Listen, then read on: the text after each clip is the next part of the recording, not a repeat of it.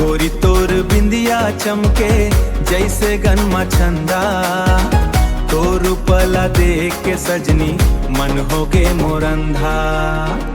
तय मोर माया के रानी मैं तोर माया के राजा, जा मोर तीर मा जा मोर संग मा झूम के नाचा।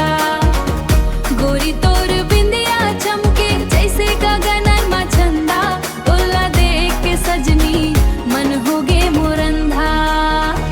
बयारी के रुंझुन बाजे औकर धन के झंकार, तोर बोली माई से जादू जैसे मिट मिट रसधार। धान के कोठी कस गोरी तो हृदय भरपूर है, तोर बिना मोर जिंगी माँ सब बोदाहर अंधियार है। गोरी तोर बिंदिया चमके जैसे गनमा छंदा, तोर पला देख के सजनी मन हो गे मोरंधा।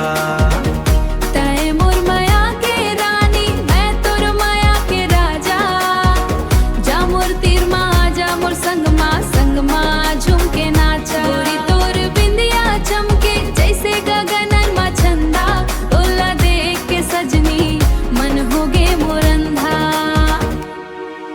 नरिया के तेरा माँ बैठ के गुथिया बोहा मन गोज, तोर सुरता मा रात बिहागे जागत हाँ मैं रोज।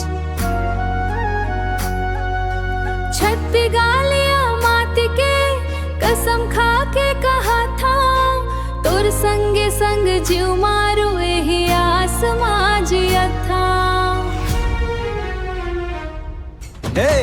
गोरी तोर बिंदिया चमके जैसे गनमा छंदा, तोर पला देख के सजनी